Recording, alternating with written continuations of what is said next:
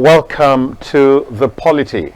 The Polity is a program that talks about or focuses on trending political, issues, not just political issues generally in the polity. That's why it's called The Polity. And so here we are this beautiful afternoon once again, and we are here to serve you one of the trending issues that we do know will catch your interest, will catch your fancy.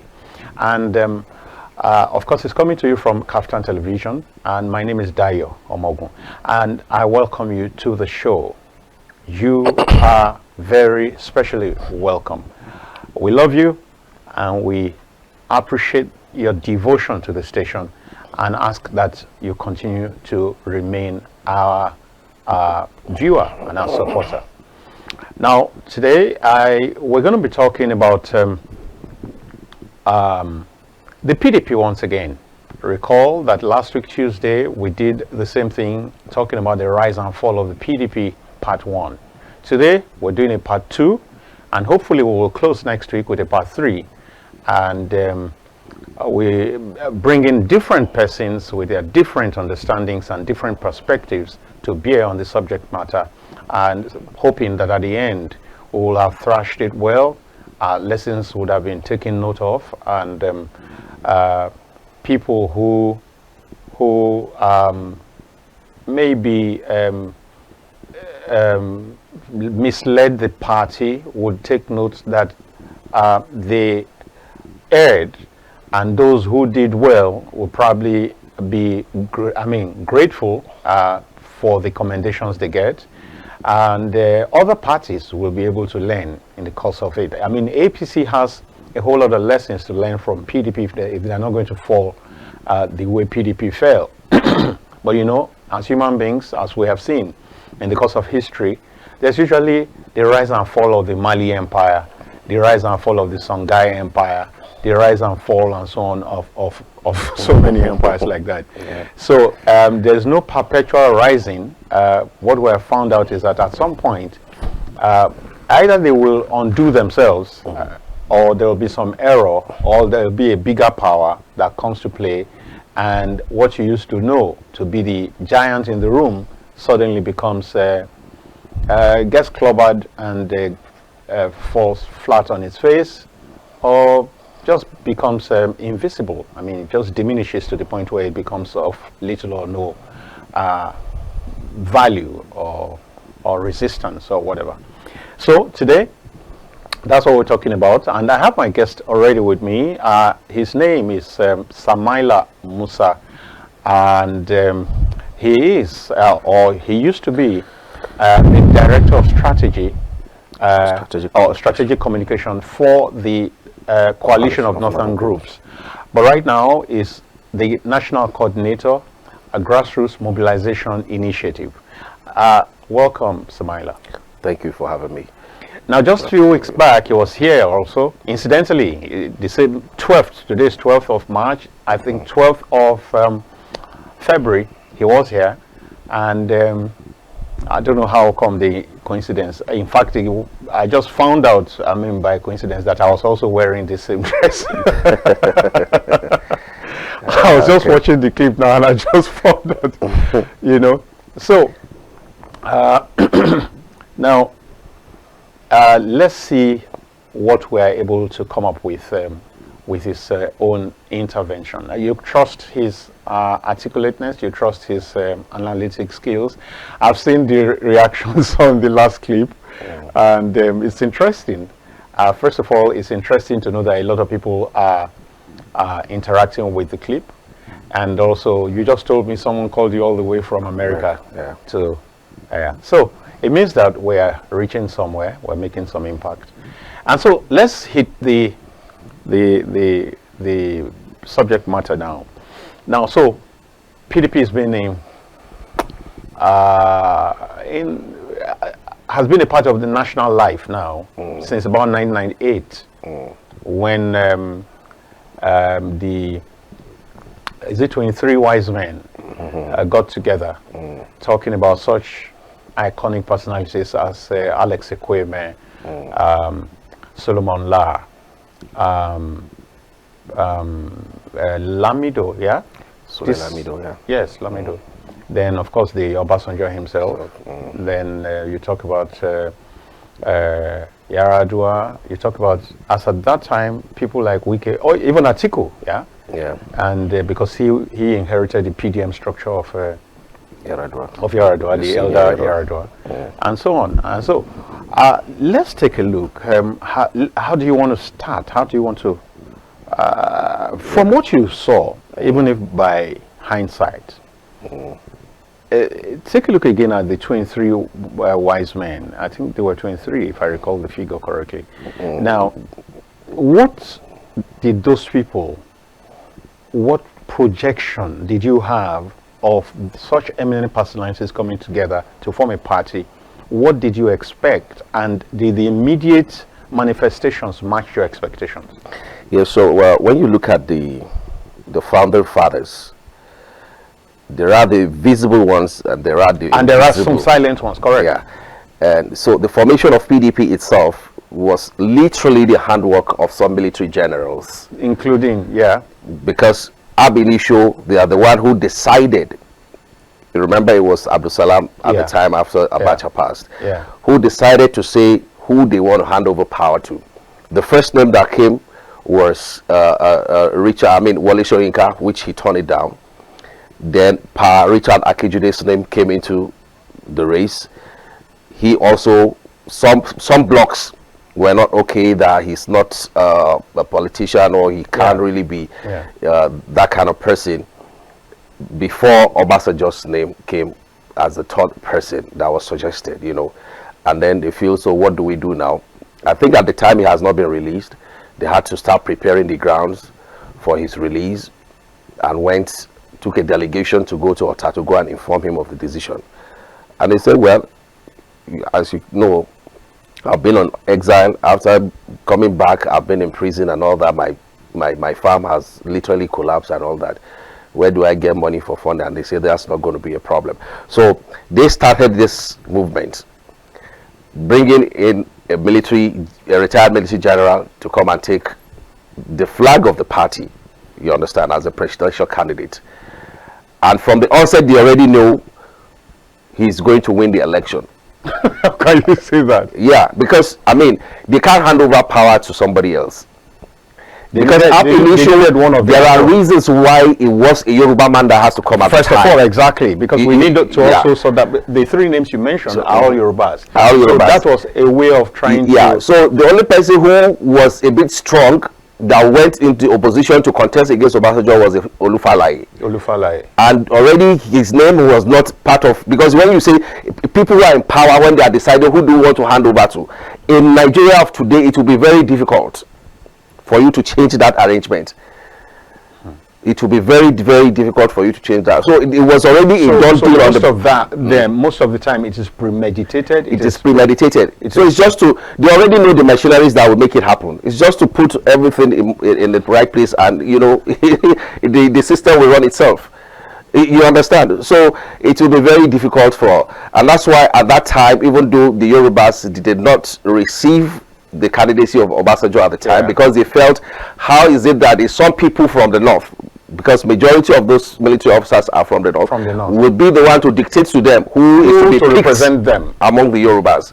You understand? Because Obasanjo only enjoyed what another person laid his life for, which was MK Abiola. They were not even on the best of terms. You understand? While both of them were. Yeah. So really, there's no way you want to talk about the formation of the PDP without really talking about some of these key people.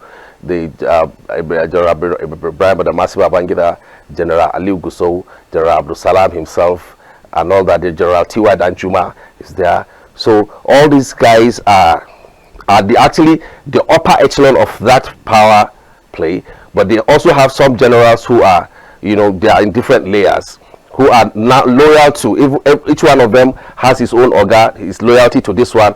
You know, that military thing, I don't know if it's still in existence, but in their era, it's more like a cult. You know, so they have that absolute loyalty and all that.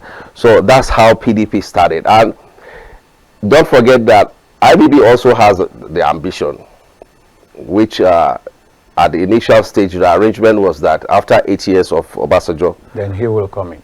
Then he will come in, you know, and then it started changing along the line. Some persons or the Obasanjo himself wasn't comfortable to hand over to Babangida. I remembered it went to the extent that IBB had to declare his intention at Eagle Square, even without Obasanjo's nod. But at some point, he called himself to order and feel. I remember we were having one meeting one time in his place, and he said, look, he has tasted power. He knows what power is. That even his ward councillor, he doesn't want to drag anything with him because he knows what power can do. So, well, it's not desperate anyway. We saw how it went, and then Obasanjo later went in search of a successor after the fallout with Atiku. You know, and at that time, even El-Rufai was also feeling he's one of the favorite sons, so he also merits to be given the presidency. The presidency until Obasanjo went and picked Yar'Adua, which didn't go well. And when the Yar'Adua's cabal came in, some of them who were young, very young guys around Obasanjo at the time, they felt whoever is coming will carry them along, you know, because they felt there's that familiarity with all the other persons who will be coming as president, you know, the likes of the Fani Kayodes, the likes of Oshuto Kunz, the likes of El-Rufai himself, you know, like that. There are a number of them who feel whoever is coming knows their closeness to the president, so they will form part of the thing to do this, do that. And then Yar'Adua came. He's an independent-minded person. He wasn't happy with some of the setups around the presidency, and he decided to do away with all of them. You know, and that was the genesis of his beef with El-Rufai at the time. You know, I think it also involved Ribadu at some point, that the two of them were in exile and all. So really, there's no way you want to talk about PDP without talking about some of these things. Some of these guys are not really core PDP, but they are players who, of course, serving under a PDP government, they automatically become members of the party. Right. And if you are around the presidency, your closeness with the president also determines how powerful you are, the role you're going to, what you can influence in the party as well. So really, some of these guys are the people who shape the PDP. So I'm talking about the 23 wise men. Majority of them, at some point, did not feel very comfortable with the Obasanjo's idea because their loyalty was more or less shifting towards an Atiku.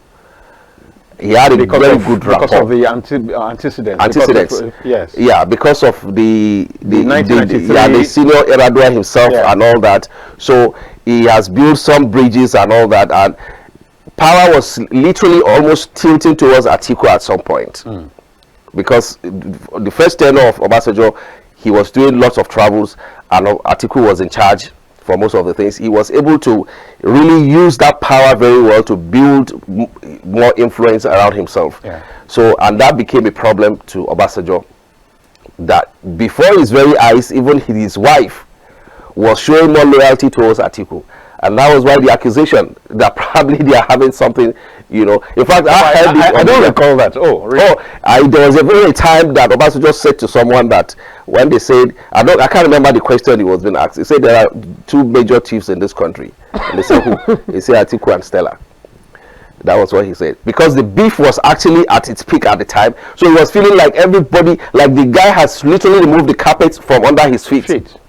So, and that was why it became very difficult for him to forget or forgive totally what happened between him and Atiku. I knew it was more like forceful. We saw how the closest friend that he has, at least alive today, which is Otoba Fashawe, said it before the public that when Obasanjo called him, that he wants him to say something against an Atiku, or he's trying to garner some things against Atiku. He said, why? To implicate him. Yeah, say, you two of you are my friend. You are my friend by the virtue of being close to you. I also close to him. I don't want to be involved in any of this, you know. So he was very desperate that, look, this guy has really shown me something and I must bring him down. So really, most of those events begin to shape the party. People begin to preach their things.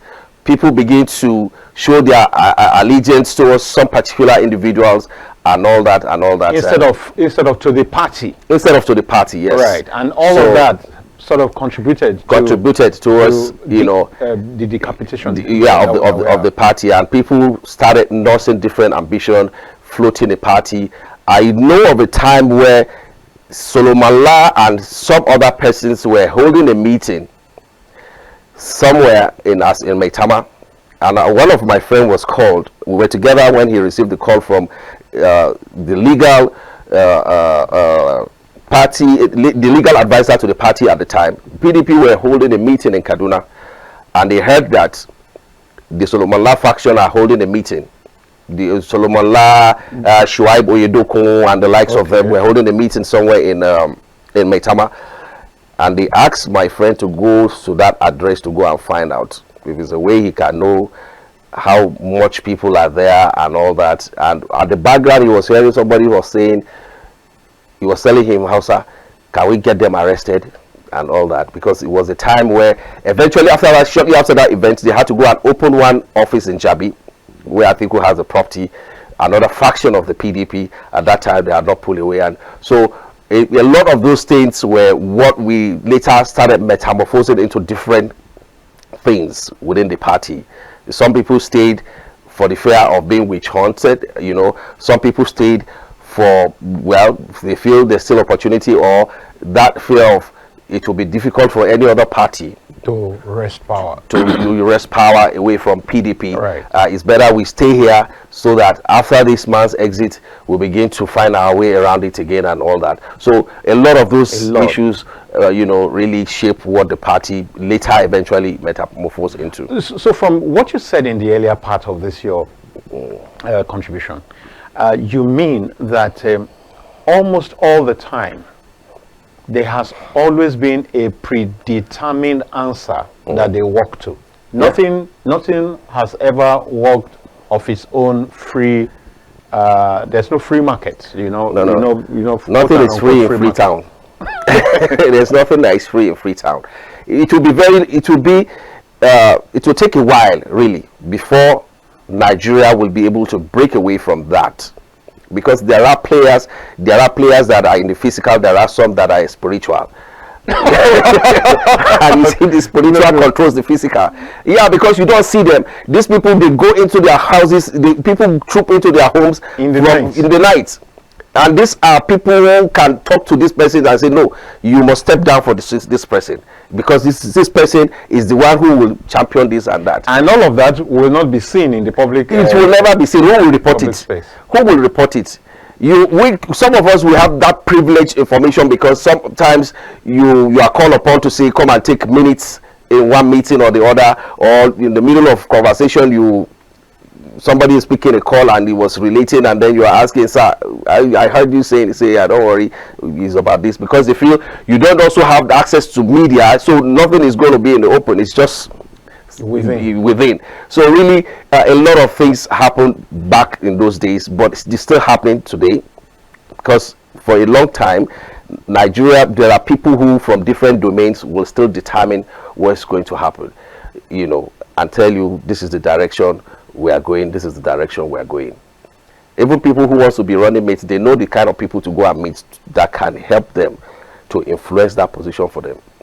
So a lot of the times, these are the people who determine what happens. And there's the businessman's side of it, because no matter what you want to amount to in Nigeria, especially when it comes to the presidential election, if you don't have the resources, there are people who will tell you, give you 5 names that will sponsor your election.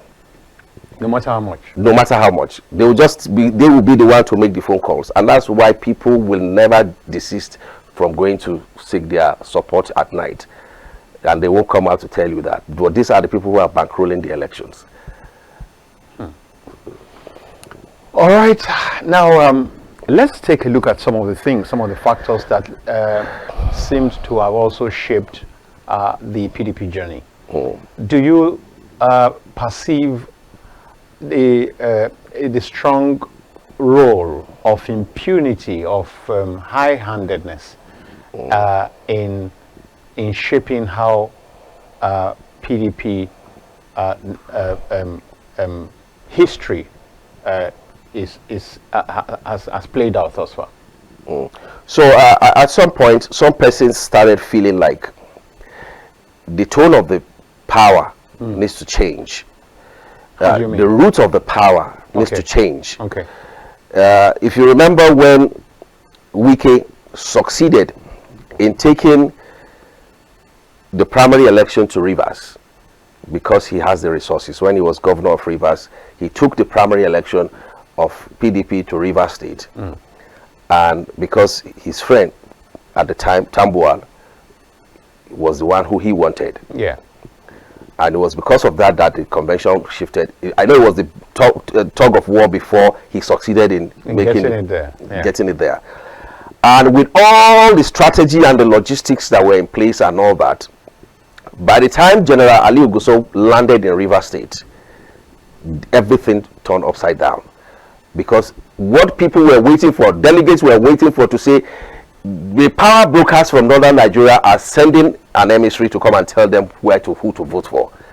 And the moment his private jet touched down in Port Harcourt that day was the game changer. Tambuwal was literally leading until General Uguso brought the news to say they have decided there is going to be an Atiku. And that was how Atiku emerged as the PDP presidential aspirant at the time. So some persons were feeling the source of power needs to change. And so they started fighting that, no, look, we also have resources with us now. We cannot allow some old men to start dictating to us the direction of these things and all that. So they started fighting, and Wike was actually among the people who were leading, because out of those governors who have the guts at the time, he has more resources than any of them. You understand? So they started feeling he was rude, he's talking anyhow and all that. Even before the Port Harcourt convention, he has said some things that a lot of them were not happy with, but they still wanted to show him that, look, you met us in this game, we're still going to teach you a lesson. You know, if it's going to be a Tambuwal, we are the one that will determine whether it's a Tambuwal or not. You are not the one to dictate to us. So, and that was the fight, and little by little, some you know, beefs and backlashes and all that started coming on board. And so people are feeling, look, we can do without this set of individuals, we can do without these people, we can do without. So some persons who are also feeling weak, they are also running to the same individuals some other persons want them to do away from. And then, you know, so the loyalties started going in different directions for different reasons anyway. Everyone has who he's running to and all that. So, and they still were still the same set of people who decided it was still going to be an Atiku in 2019. Was it at 2019 he contested again? Yeah, yeah, in 2019. He did against the Buhari in, I think, 2019. Because it was after, you know, Buhari came in 2015. 2015, yeah. So when he was going in 2019, already there was a fallout. The Atikus had left the APC and back to the PDP, you know. So they are still the same people who decided, because I was also privy to some level of information at the time where T.Y. Danjuma, General Ali Uguso, General Brian Badamasi Babangida, and General Olusegun Obasanjo were holding meetings, even though two amongst them said they will never see eye to eye in any meeting. So they avoided that. It was more or less like three people holding a meeting. One person would be giving feedback on the phone, and some persons were carriers of some messages between Lagos, Ota, and Minna, you know, because they believe their phone lines also been bugged. So there are informations that are sensitive that they don't want to let out. So they'll send people to go and relate the message to this person on a one-on-one basis. The same individual will also take the feedback to the person who sent it. So they were the one who decided the only person who could fight a sitting Buhari at the time from the north was only an Atiku. Wow. And that was why Now, Yeah. well, but before I go to the article part, now, all of this from what you have said, and including several other, events that we saw in the growth of PDP, clearly show a pattern of impunity. Recall how some of the chairmen were removed. Remember? Yeah. Yeah, of the party, Of the right party. from Obasanjo's time. Yes. Yeah, he set a precedence that was actually very bad. When he started with, I think he started with Audu Ogbe, where he had to go and visit him after eating pounded yam, gave him the resignation letter to sign. You know, so Obasanjo did quite a lot of things. I remembered sometimes back when we were still doing active politics, because if you were active at that time, really, except if you belong to, and Buhari doesn't really have loyalists like that. He only has the masses of the north at the time. Okay, other than that, the elite. he doesn't have the elite, because he's not the kind of person. Up till the time he became president, he was the only one and in that kidder who does not have people that are trooping into his house. Do you get what I'm saying? Yeah. Not like the hilltop mansion and the likes. He was, even Otta has more traffic than the Buhari. You understand? So he's not that kind of individual. He doesn't really. It's the masses that love him. It's not like he loves them. He's not the kind of person who is accommodating. I told you, a friend of mine, they left Kano, picked Buhari in Abuja, in Kaduna from his house, of course in his own vehicle, but in a convoy, brought him to Abuja, escorted him here to Abuja for a meeting on his presidential ambition. And by the time they finished that meeting, it was during fasting like this, got back to his house in Kaduna. Coincidentally, it happens to be the time for breaking of the fast. He says, so they decided to join him, just pray in his house before they will proceed to Kano back. And then they got to his house. He said, not even water we were not offered. Even, after to break fast. Wow. He said, so when they got outside, he told them before people started entering their vehicles, he said, please, from today, anything that has to do with the presidential ambition of this man, don't ever call me again. He said, what is the point he's trying to prove? That he never stole money, so he doesn't have money to entertain us, not even something to drink. We left our families in Kano, came to pick you, escorted you. It was you that wanted to become president. We escorted you back. Time for breaking of fast. And not even water. Not even water we were not offered. He said, never, none of you should ever call me to come and join anything about this man again. He said, and that's how I got into my car and left. And that was the separation between us. So there are some persons who have that connect with the people. Yeah. But he has something going for him, which I just felt is divine. God just put people's love, especially the poor, that he put his love because they think in their he's heart. poor like them. They think that he's upright. And one of the things that got working for him is that, you see, a typical Nigerian downtrodden believes anybody who has money must have done something wrong to make it. But is that not true to a large extent? It's not. No. Let's do percentages. Yeah. Is that not true to like 70-80%? Yeah, to some extent it is. Real money. If you're talking real money, that is true to like 70 to 80%. Well, there are people who have real money in Nigeria, who are doing honest business. Who are doing honest business because they are not in politics, so people don't know. I was telling somebody like a month ago, we were in a meeting. Somebody came into Atiku's campaign. A boy, I've never had his name until that time, dropped 7 billion naira into Atiku's campaign from Ibadan. Never had his name up to today again, apart from, I can't even remember the name again, but it's a Yoruba guy. There are people like that in Nigeria who you don't know anything about them. They are just doing their business. In fact, 20% of their business is in Nigeria. So there are individuals like that. But back to what I was saying. But they're still insignificant compared to those who put their hands in. It is only the only ones who expose themselves are the ones who come into politics. And a lot of the times is those ones you don't know that are funding some of the people who are in politics. You understand? There was a time Atiku was losing it. There was no money anywhere. The money that they said his partner in Intels was arranging from overseas, the Buhari's people have actually blocked all avenues that the money can come in through. He was losing it. T.Y. Danjuma was the first person who released a large, because I was at that point that the IBBs were able to convince General T.Y. Danjuma that, look, there's no any other person that can wrestle power from Buhari apart from Atiku. And that was when he decided to drop money. But before he dropped that large chunk of money, don't forget that during Buhari's 2015 election, there was no donor to that Buhari's campaign like General T.Y. Danjuma. That was the reason why he was compensated with the slot of the Minister of Petroleum, Ibe Kachuku. It was T.Y. Danjuma's candidate. Oh, okay. It was when Buhari and T.Y. Danjuma fell out because of issue of Taraba, the killings in Taraba, and T.Y. started talking. That was the reason why they decided, in fact, they wanted to sack Ibe at the time, but people advised him to say, no, don't do that, just make him redundant. So Ibe did not understand the body language. He thought some cabals around the president were the one blocking him. So what he did was, if you remember, he wrote a letter to the president at the time that he has been sidelined, that it was simply, it's just between Abakari and the GMD of NMPC that were doing all the things he was supposed to be doing at the time. He wrote an open letter to the president because he had been made redundant at the time. So, but back to what I'm saying is that some of these guys have legit money.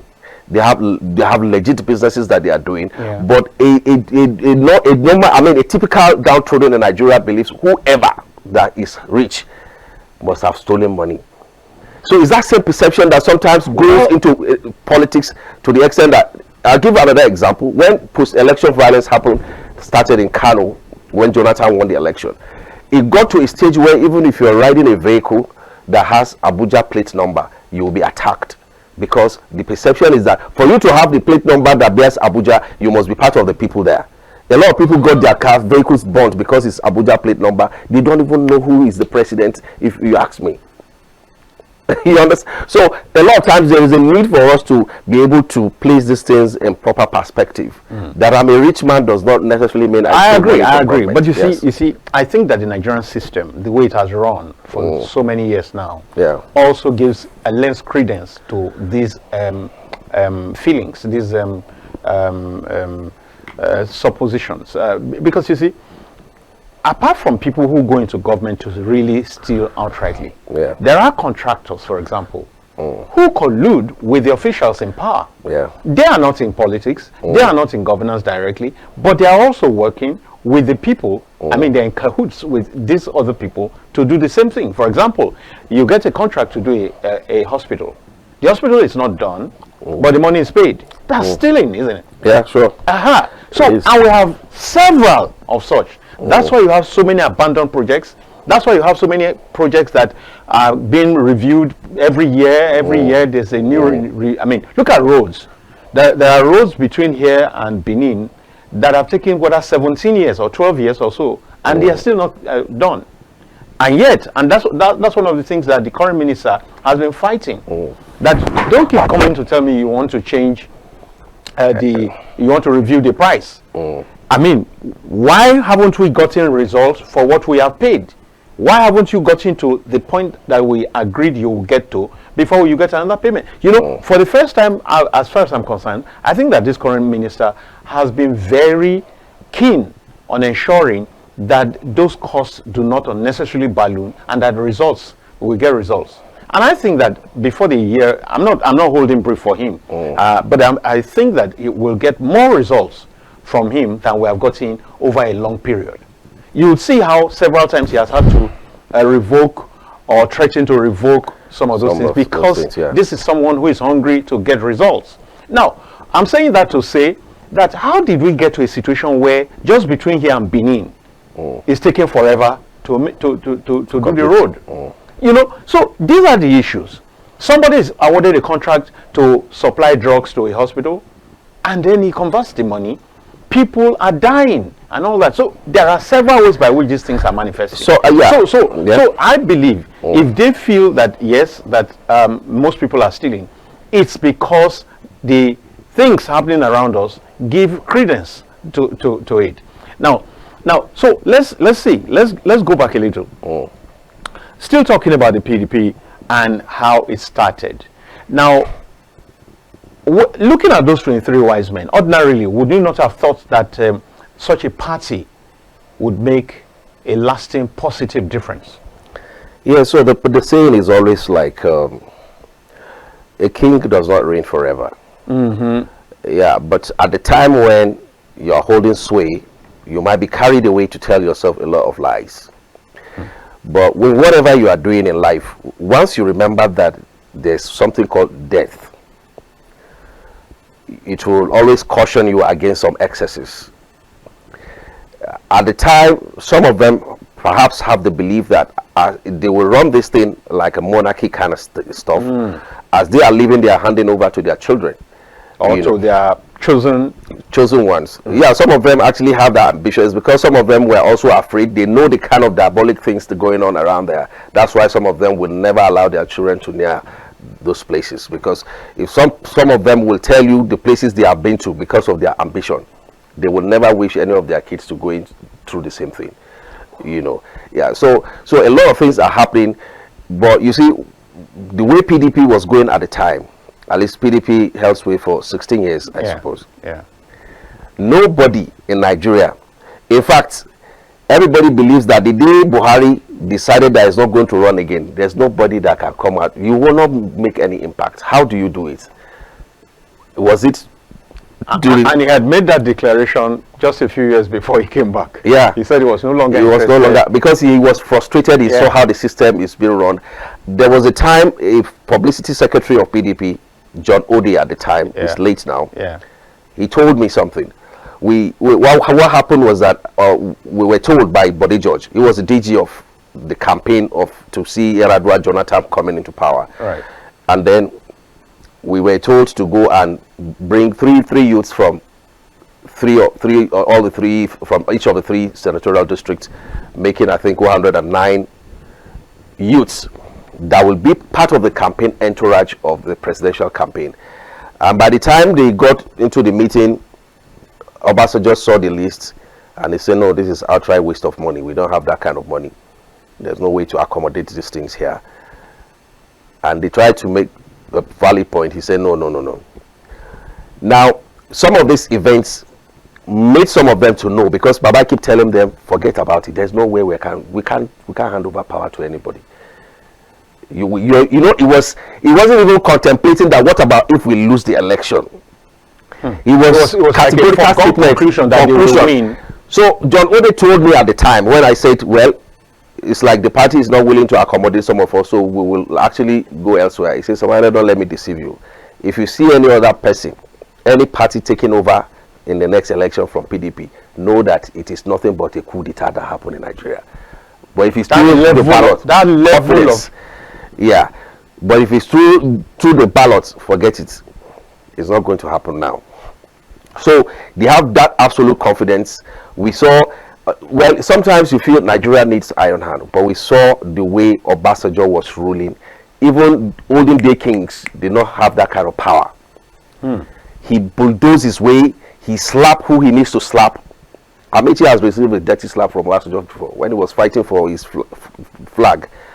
You know, when they got to Rivers, sharing South governorship, PDP governorship candidates, giving them their flags. And when we got to Rivers, they say, and that on Rivers, he get K-leg. He never handed it over to Amechi, because some other things came up later on. So, but they were in a meeting trying to settle that issue, and he told him that you don't hear, because Amechi was trying to, I know he's also stubborn, and Baba was the one standing, the rest people were sitting down, so he was not far from Baba. Baba gave him a slap. Don't you know the hear word? You understand? So we saw a lot of things. We saw how almost 2-3 members of the state assembly impeached a governor. I think that happened in Plateau also. You know, so he was using power like. Was all of that traceable to Obasanjo again? What happened was it was him that did it. Now, once he's falling out, most of the people who were suffering that thing at that time was their closeness to Atiku. We saw what happened to Alamisia.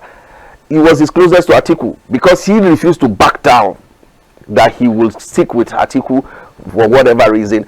And Obasanjo made sure he punished him for that. And that was one of the things that led to his early death.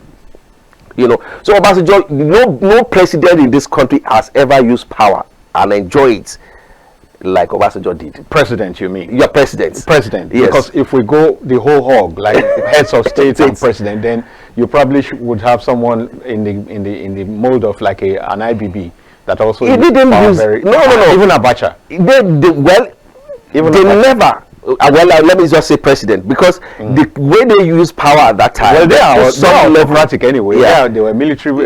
You understand? You understand? But the way Obasanjo used power, if you say this is what I want done, it has to be carried out. Nobody can stop it. The only thing he ever wanted that failed was third time.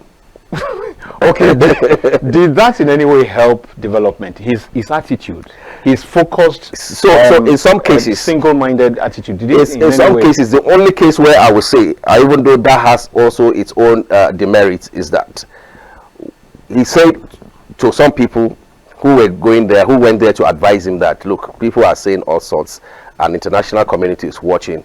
If you want to arrest someone, allow the legal process to take place. Allowed him to be taken to court. He said, cut my foot.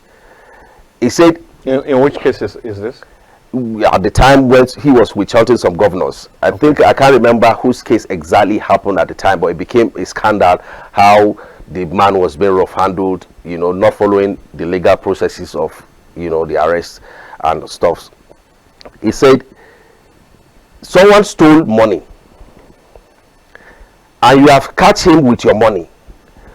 Why do I need to be, and the court is saying, no, I cannot collect my money. Why would we need the money?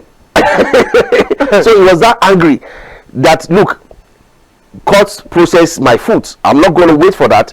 This money belongs to Nigeria and I must collect it. The court cannot stop me from collecting it, because they now have a way of using legal, technical issues, terms to say this money cannot be collected. So these are, in fact, one of the things that gave him sleepless night, according to him, when he was holding his media chat at the time, when they asked him, since you became president, was there anything that has given you sleepless night? He said just one thing. He said, what? He says the issue of Mohammed Abacha. Say how? He said they stole Nigeria's money.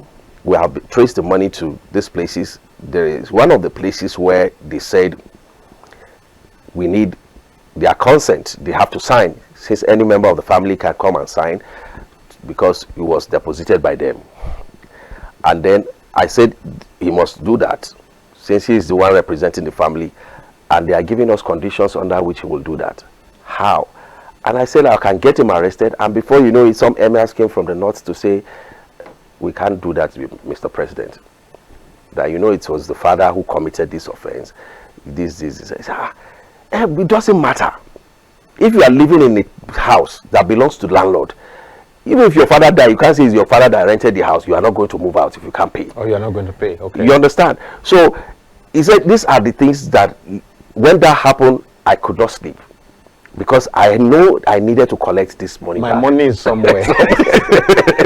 Now, how do you read that? Is that passion, a passion? So I said that change or crudity? I said that to answer your first question when you said, did in any way those things brought about development or something? Yes. But so when you look at it in that light, you will know that, okay, sometimes Nigeria need iron hand. Were there results as a result of being very reckless, the way he was doing? Yeah, he achieved some things through that.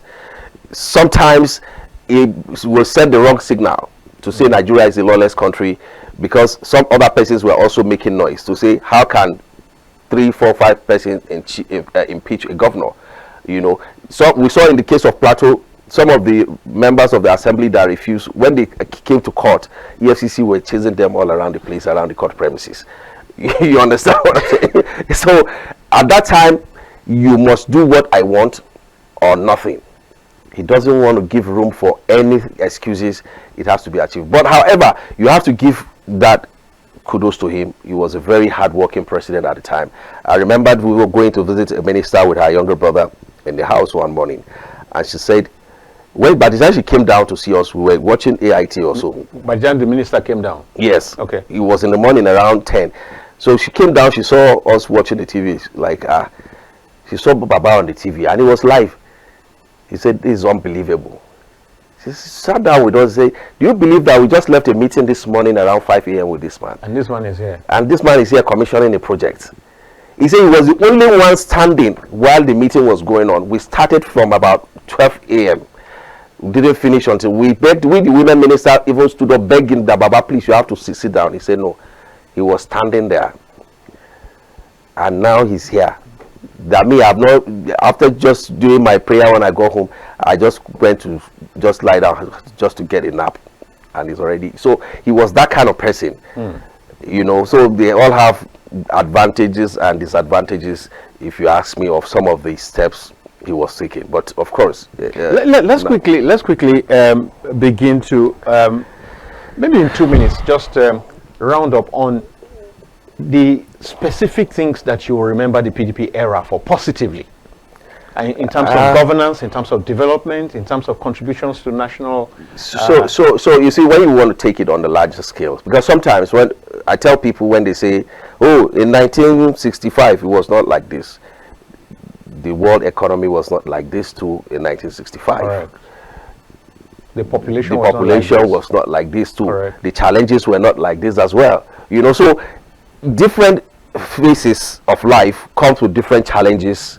As you are advancing, different things keep coming. Sometimes you say, oh, I see posts where people say the same money they are using to buy Peugeots in 1980 is not how much you are buying 1 liter of. You understand what I'm saying? You can't make this kind of comparison. You can't make this kind of comparison because you don't even have, how many people have the cars at that time? So they don't, you know. So really, when you want to now say, oh, 16 years of PDP, yeah, it was at the time where, to a lot of us, that was the time we experienced democracy after we have grown up, you know, as grown-ups. Yeah. That, okay, this is how it should be done. Even though some people will argue to say it was more expensive running a democracy. Right. Because even if you look at the National Assembly alone, you know how much is going into that place. Yeah, so PDP was first-hand who enjoyed that power. So whether they did it well or they did not do it well, of course there are things they did well. It will always show, but people in their mindset will always make comparison based on the value of Naira at the time and now, not taking into cognizance that the value of that time and now is not the same. Even all over the world, the best economists in the world are also lamenting today. You understand? So if you begin to make those comparisons, well, they did their best in their different domains to say, but like I just single out Obasanjo as the president at the time. We saw what he did with power. When Yar'Adua came, unfortunately he was a sickly man. We saw even during the campaigns how he was flown abroad and all that. So those things really affected his own regime. He will have done very well. Right. But we saw how the cabal hijacked. You know, I usually don't like to go with that flow that he would have done very well. Because that's the argument for anybody who does not last in government. You never can say what the person would have turned into. We might give him credit for whatever he did, but we cannot we cannot project to say he would have done very well. It was on the basis of what he did yesterday in Katsina before the next day he became president. All right, it was on that basis that people were saying as governor. Okay, you know, he was just living as governor and then jumping. Already he was even in the race still as governor. He has not finished his tenure while he was still in the race to be president. So people saw his style of leadership in Katsina and said, look, if this guy can replicate that here, it will be a good one. And we saw when he started initially, he was replicating that. He was a no-nonsense person.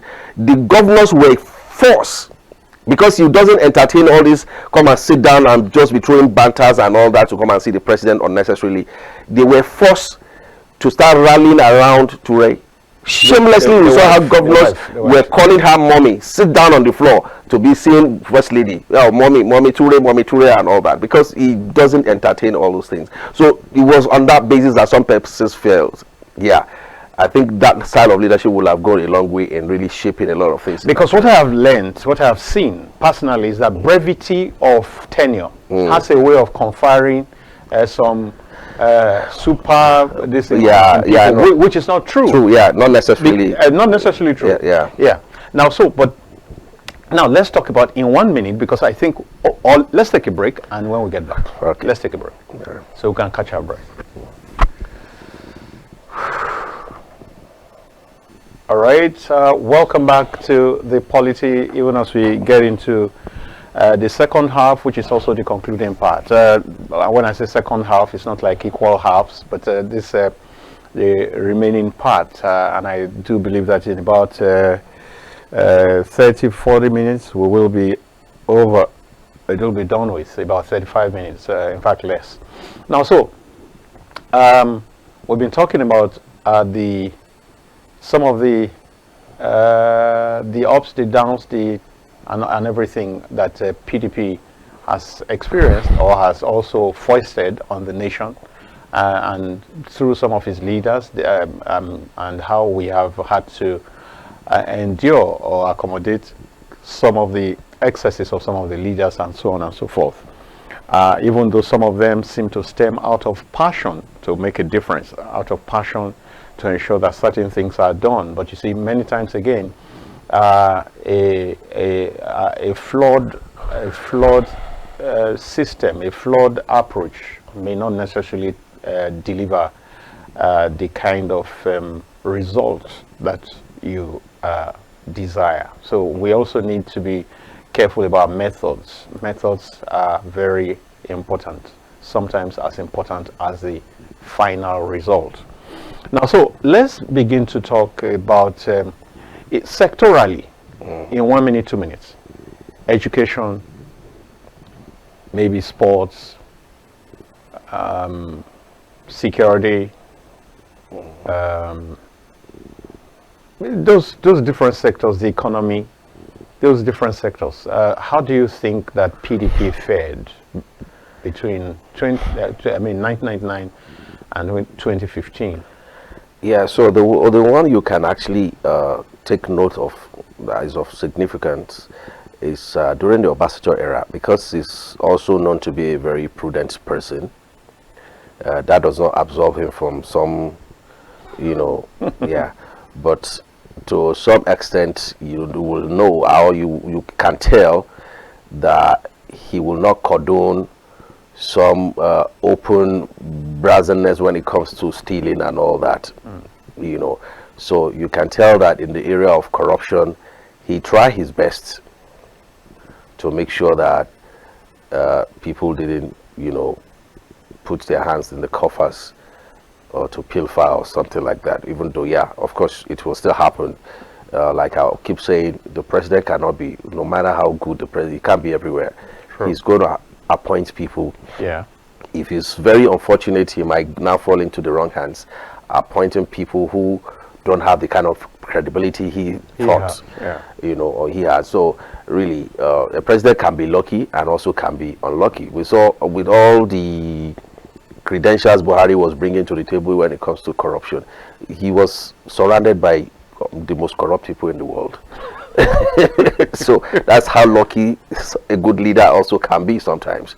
You understand? You might think, oh, these people, because he also has a weakness to say, he believes people who always bring the first information to him. So he believes they are the good ones. Those ones who are not coming to talk must be the bad ones. So in that area he was being manipulated. Those who understood that. Yeah, so they could manipulate him and all that. So, but by and large, the PDP era, of note really, because you see, after him, nobody spent 8 years. He was only one. Before Buhari. No, after there has been no. Okay, sorry. In PDP, PDP we're talking for PDP, yes, for PDP, correct. Yeah, so Yaradua came, fell sick, maybe only two years plus that he passed, and then Jonathan came to complete Yaradua's tenure, which was not really, because it wasn't a tenure you really want to count for Jonathan. Exactly. He was coming in as a learner, because while he was vice president, he was relegated, he was made redundant at some point, because they had to make Ibori to take the place of the Niger Delta from the VP, which was Jonathan at the time. So a sitting vice president was made redundant while somebody else was taking charge of, because anything that has to do with Niger Delta, it was Ibori that was called upon. So that also it also increased the what do I call it now, the influence of Ibori around the Niger Delta before he went to prison in London. You understand? So because Jonathan was completely sidelined, he didn't know what was happening in the presidency until and yeah, the cabal also have their own excuse of sidelining him, but all that is gone now. So he also did 4 years. So you really can't compare it with somebody who had the opportunity to spend 8 years straight, even though he was almost sure that the 8 years was guaranteed. You understand? Because the things he was doing, in fact, he had the intention not to hand over to anybody, and that was why the idea of third time was coming in. Because as far as he was concerned, he did not feel that there's anybody else that will be that patriotic like him in Nigeria again. He didn't see anybody. That's the Obasanjo. Right. He didn't see anybody to be fit. He was forced to even pick a Yaradua in the long run to say, look, when it was clear that the third term ambition had failed. So he was only one you can actually bring out the scorecard to say, oh, straight, you want to just pass him on that basis. But the rest of them were not lucky to. No. But let's put all of them together in the name of the party. Yeah. Would you score them high in education, for example? Would you score them high on economy, for example? Would you? And then because of time, we need to begin to go to how did they now begin to undo themselves to the point where they lost power and all that. And then is there a possibility that they could come back, because we have limited time? Okay, so let me start from this last one you asked, then we go into the other ones. PDP tried. PDP has so much power. Like they say, absolute power corrupts. PDP believes that nobody.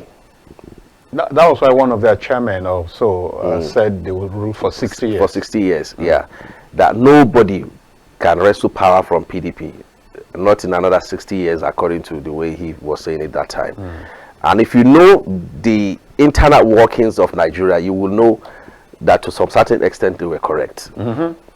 You just cited John Ode, telling you that. So to some certain extent they were corrupt. But where the problem started for them was that some alliances that they didn't believe could ever happen started happening.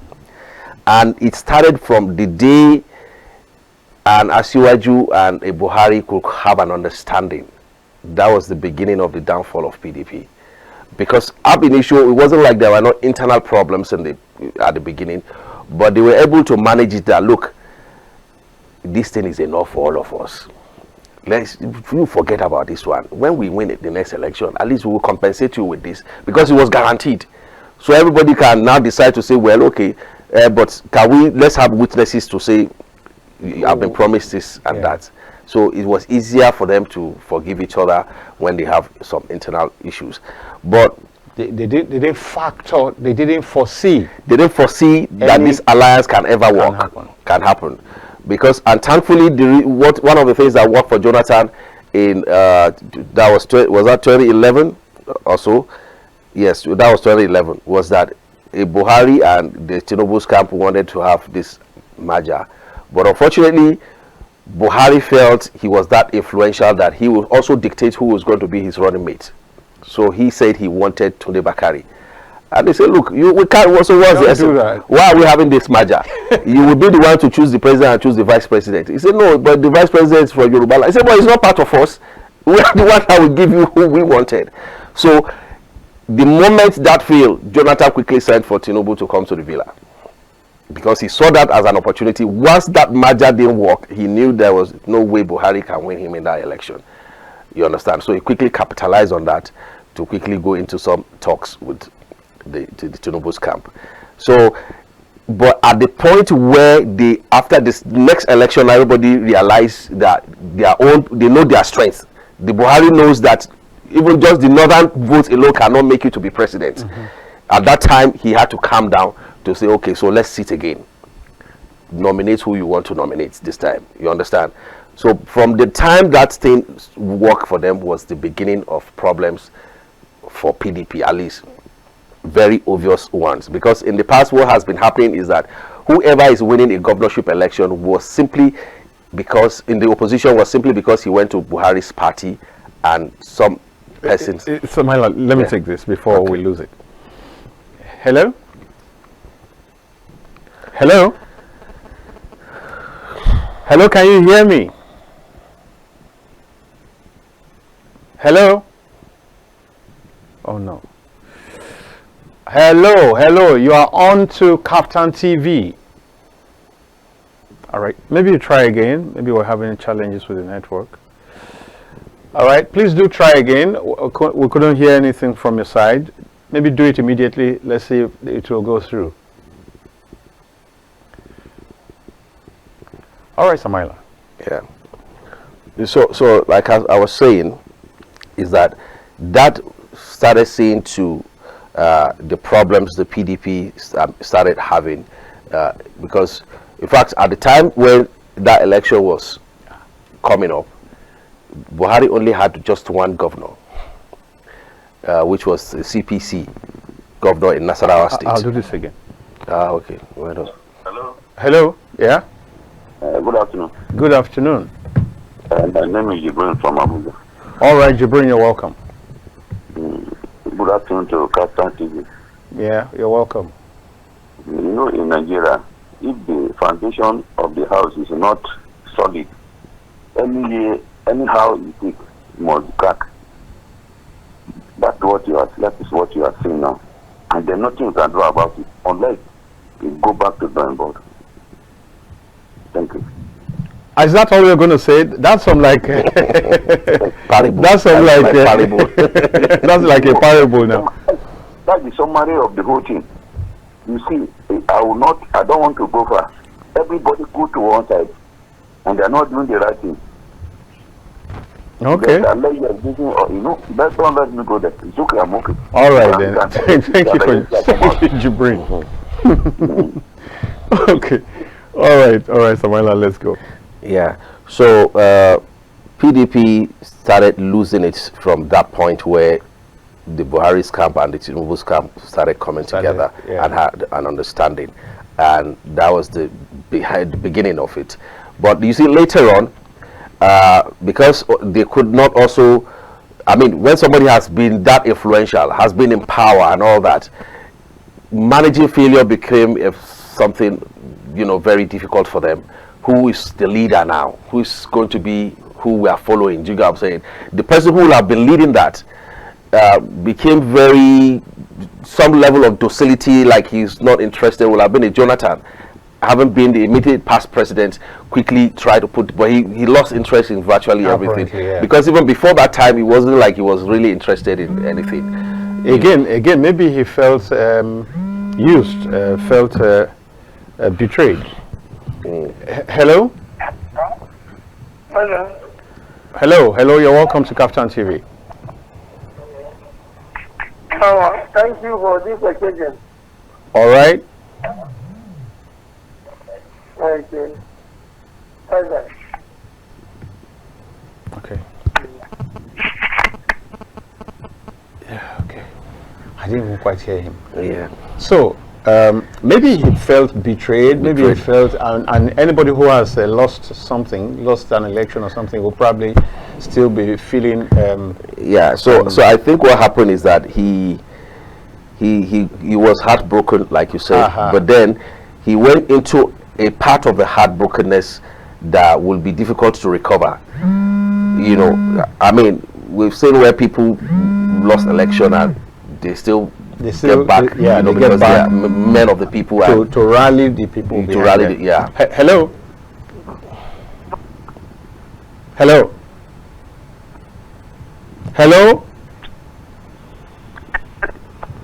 Oh, there's a problem, I'm sure. Oh, boss. Okay, now I can hear you, yes? Hello. Well, I don't know, maybe there's something you're touching that's not right, I don't know, but because you heard him, so. All right, so maybe you try again. We have a few more minutes before we go. That should be enough for you to still call in. Okay, so you think that he didn't quite rise up to the occasion. Let's take this again now. Yeah.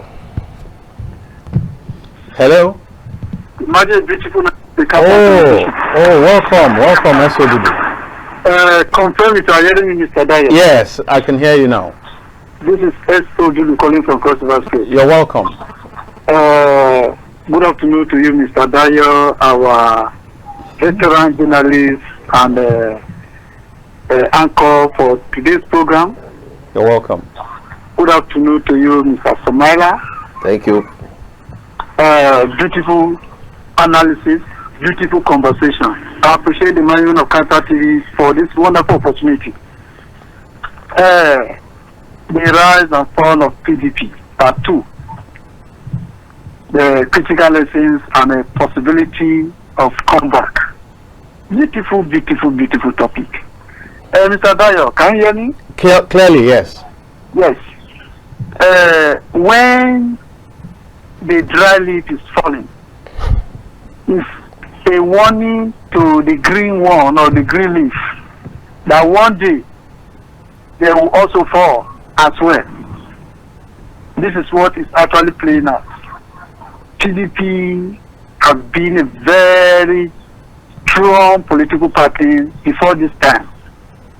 And if you want to discuss anything about our democracy, which some of them that doesn't know the word nascent means, they will say our nascent democracy. But our democracy is no longer nascent. It's no longer nascent, yeah. It's not nascent.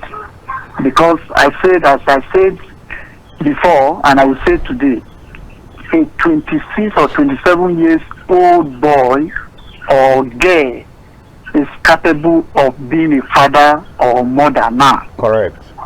Yes. Now, if you look at what is happening, we have been saying it, Mr. Dayo. What is happening to the misfortune that is befalling PDP is as a result of a lack of internal party discipline. That is where they got it wrong. You said it in several programs you anchor, and some of us will lend our voices to you. That if only PDP actually institutionalized internal party discipline, they wouldn't have been where they are today, most especially after the 2023 general election. Correct. While some persons became demi-god, demi-national chairman, demi-this, now, well, it is possible. It is possible that PDP can still come back. Why? Just as Mr. Samaila was analyzing, there was a time that a political party just has one governor, sitting governor in the country. And that political party, when they went into major, they came back very strong. Now, if PDP want to get it right, this is the time for them to do the needful. If you say you have expelled anybody, the person that you have expelled should stand. They shouldn't begin to use any other persons. Now, even the new party that is coming up, the ADC, this is a very big lesson to them. The fall of PDP, it's a very big lesson to them. And to my party, the APC, I am telling you, this is a very big lesson to them. They shouldn't think they are now that they cannot fall again as PDP. Their fall can be even worse than that of PDP. Why? I am a card-carrying member since 2013-2014. If you come down like in my central district now, like in my ward, we have up to 2 or 3 factions. So what are we saying? It is possible that APC can still fall. You see, this decamping that is happening, they are decamping, but Nigerians are not decamping. And it will still backfire. I am telling you. That is why, like in a program yesterday, I was saying that the president should be very careful. The president, he shouldn't be laughing. He's a Democrat, just as he's saying. But you know, sometimes when you are being blindfolded, that democratic spirit in you might diminish. That democratic spirit in you might die. So the president should be wise. He has been a benefactor of opposition. So he shouldn't kill opposition during his time. All right. Thank you so much, S.O. Dudu, calling from Cross River. Thank you, S.O. Dudu. Thank you so much. Thank you. Right. So, he's one of our very regular callers and usually very articulate. Yeah.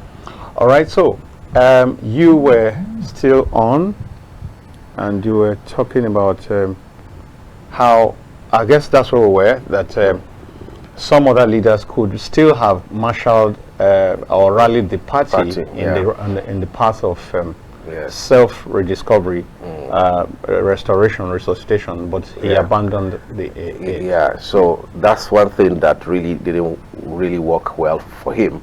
If you had copied the style of people like Asiwaju, because when Asiwaju was building his structures, taking advantage of the AD governors at the time, but by the time they sold them some kind of dummy to say let's vote for Obasanjo for second term because he's our own, that was the slogan, and Obasanjo became very ruthless. He made sure he swept all the AD states back to PDP because they were relaxed, feeling we were all coming back, but it's only Obasanjo that we're trying to, so that they won't say we neglected our own. And there was only Lagos that was left. At that point, he should have been feeling discouraged, but he forged ahead rather, and then gradually started taking back those AD states one after the other, and then by extension started extending his political tentacles to some parts of the country. You don't necessarily have to be a member of my party before you can come and solicit for help. We will help you to become whatever. So, and this is how leaders were able to really build bridges across the country that they are benefiting from a lot of the times. Okay, I thought somebody is calling. No. Okay, so Jonathan didn't really, he took that failure in that election like there's nothing that is going to come his way again, because if he had that courage, he would have been benefiting from it today, because as it stands, before this total collapse of PDP, if there's anybody the PDP could turn to again to say, please come and receive this ticket, we are sure a large number of Nigerians will still vote for you, will have been Jonathan.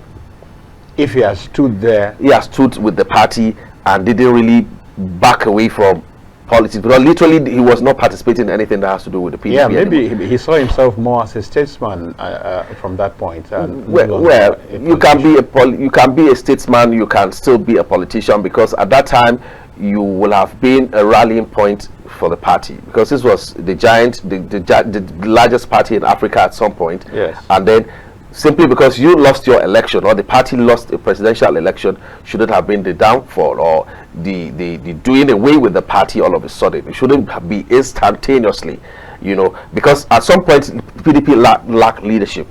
Yes. Don't you also think that part of why he would have abandoned ship that way is also because he saw the handwriting, maybe late in the day, that even some people within the party were not with him. Some critical elements, very important personalities, tended to have left him in the lodge. Yeah, so a lot of issues happen. That sometimes, there's some things I don't want to say on air, but a lot of things happened in that regard, that make some people to feel, look, no, this is not it and all that.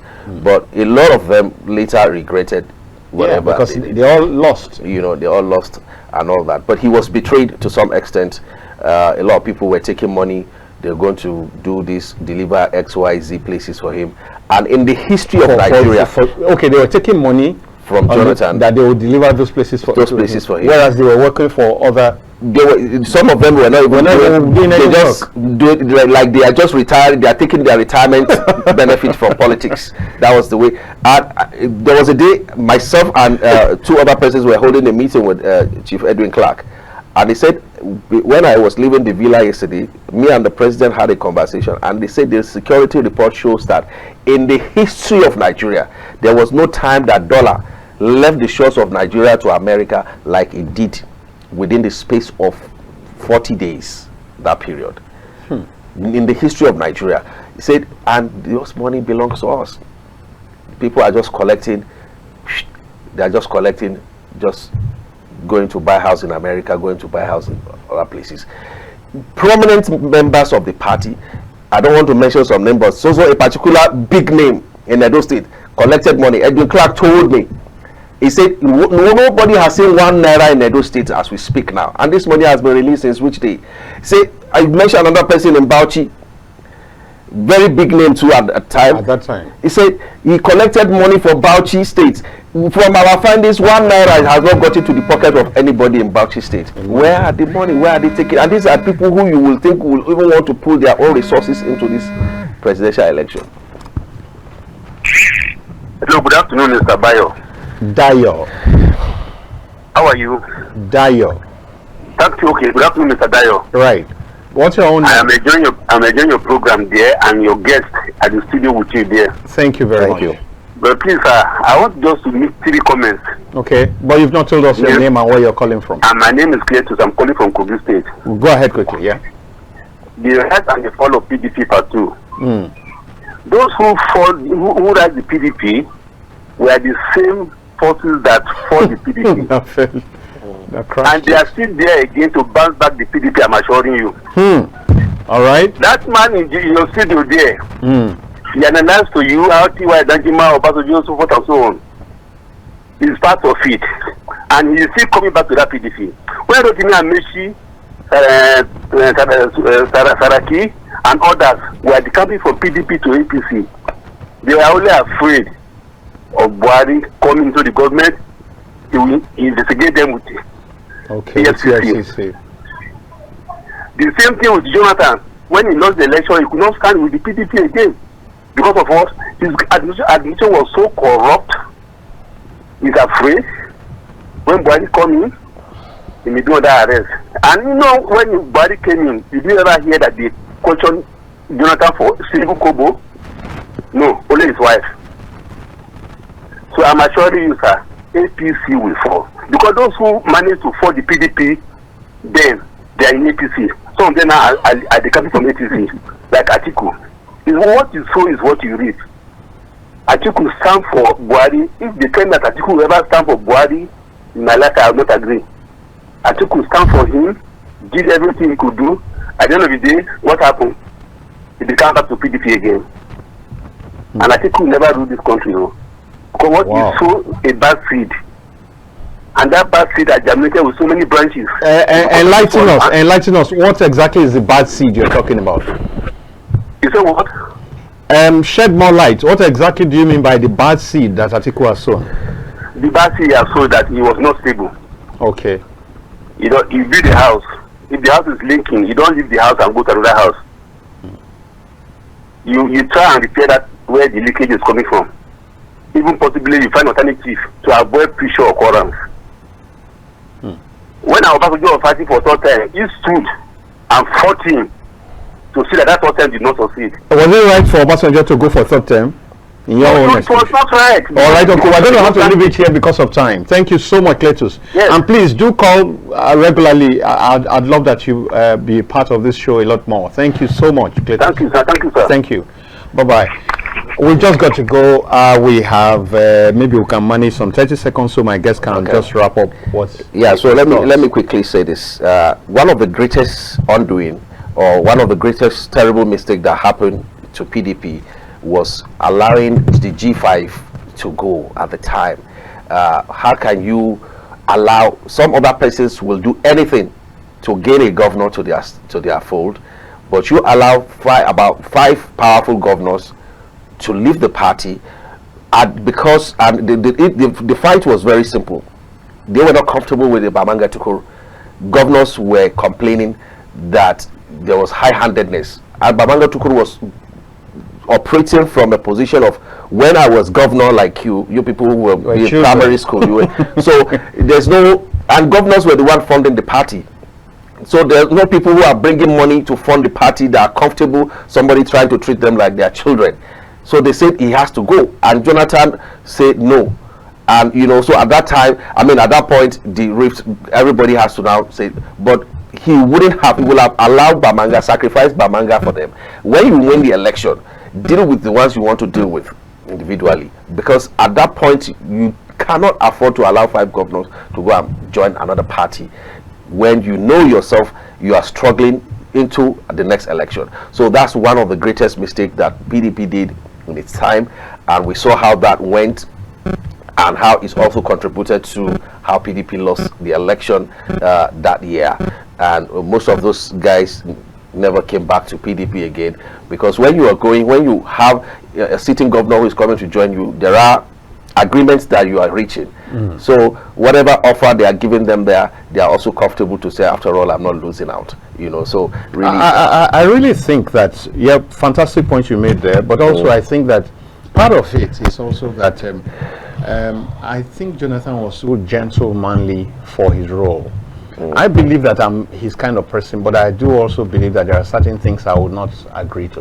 For example, and that's where we close, I do not think I can be president and then a few of you boldly, clearly say in the media space that you will make the country ungovernable. In a country where you have security system, you have DSS, you have security people who should, I mean, I don't even have to be involved if you truly know your jobs. If people, big people, these are not street urchins.